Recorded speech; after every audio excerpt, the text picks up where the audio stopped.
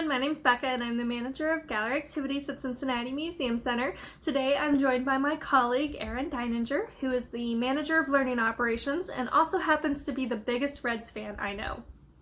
Well, folks, if you're a lot like Becca and myself, you're probably missing the game of baseball a lot, but hopefully that's going to be back here real soon. But in the meantime, today we got a fun game we're going to play with you, learn a little bit about the history of baseball and specifically the Reds.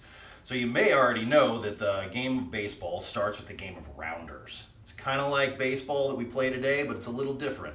So they have stations, which we would call bases today. There's 4 of them that are around.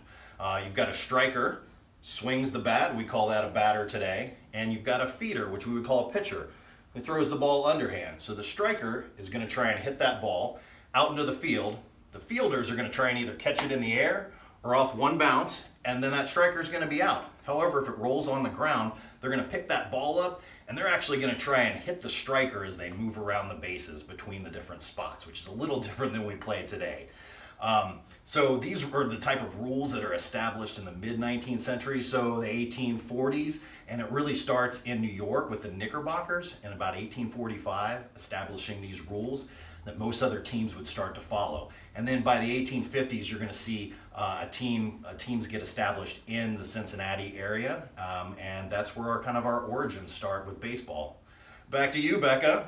The Civil War also greatly contributed to the game's popularity. There was a lot of downtime in between battles and soldiers were looking for something to pass the time. So people from different parts of the country learned how to play the game and then they brought it back to their hometown after the war ended.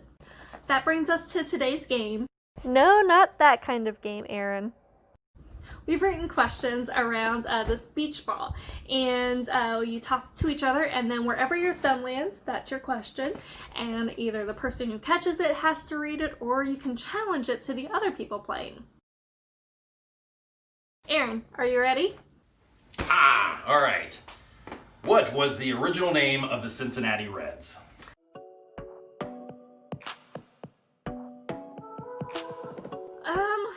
I'm pretty sure it was the Red Stockings? The Red Stockings is an excellent answer.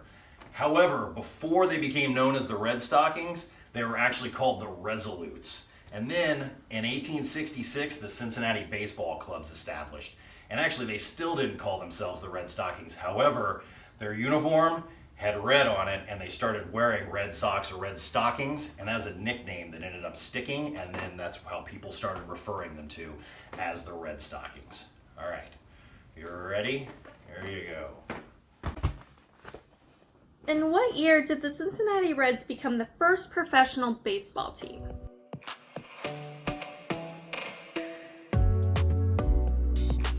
I believe that was 1869. Right. I tried to trick you, but it didn't work. They were considered semi-professional in 1868 because they paid half of their players. When everybody was paid in 1869, players made between $600 and $1,400 for the season. Considering the average salary in 1869 was between $525 and $750 for a year, players made really good money for the time. Another fun fact is that admission to an 1869 Red Stockings game was between 25 cents and 50 cents depending on who they were playing and where they were playing. All right, ready? All right, your question is, where did the first Major League night game occur?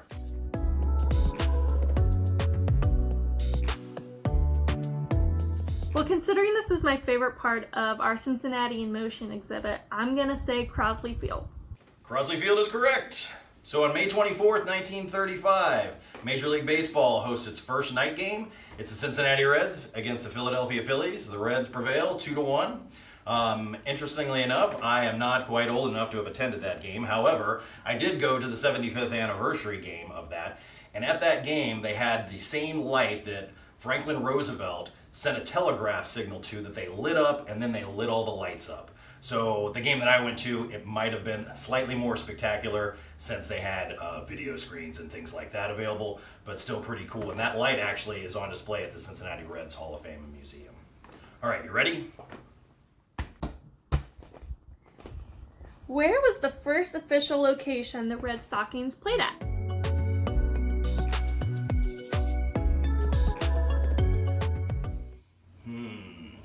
First official official location for the Red Stockings? Well, they had a lot of different ballparks, for sure, but I believe their first one was actually where you and I work at Union Terminal, and it was called Union Grounds. You're absolutely right. Just like with Cincinnati in Motion, this answer can be found at Union Terminal because there's a marker by our fountain. Union Grounds started to be used in 1867, but the end date is up for debate because in 1871 through 1876, the Reds had an amateur status because they joined the National League. They also had two stadiums later destroyed by fire, League Park and the Palace of the Fans, which were also very close to Union Terminal. Batter up. Hey, all right, what do we got here? Who holds the record on the Reds team for the most home runs in their career?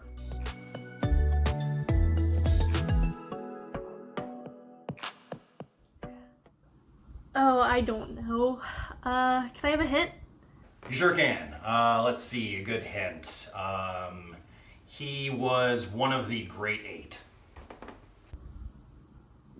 Was it Pete Rose? Pete Rose was indeed one of the Great Eight. However, he does not have the record for most home runs on the team. He does have for most career hits.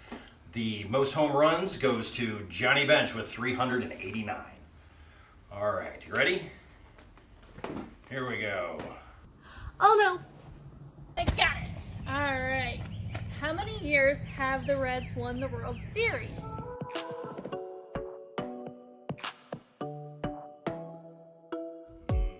Okay, can I get a multiple choice? 1, 3, 5, and 9.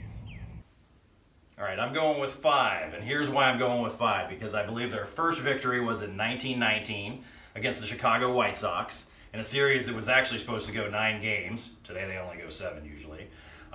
They won it in 8. And then let's see, 1940 against the Detroit Tigers would have been the next victory they had. Then there was a little bit of a drought there until you get to the Big Red Machine days, which had the Great 8. And that is 1975 against the Boston Red Sox. 1976, they repeated against the New York Yankees, and then 1990 against the Oakland Athletics. You got it perfectly. If you'd like to learn more about the Reds, there's lots of great local resources for that. There's the Cincinnati Reds Hall of Fame and Museum. They have a great website, lots of information on there, and also the museum itself is a great place to visit once they're back open. Also, our public library system has tons of great books on the subject. And at the Cincinnati Museum Center, we have the Cincinnati History Library Archives, and that's a great place to do research, whether it's about the Cincinnati Reds or really anything else about local history.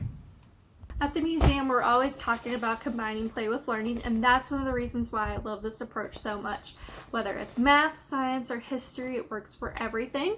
If you write on the beach ball with wet or dry erase markers, you can switch the questions out and start all over again.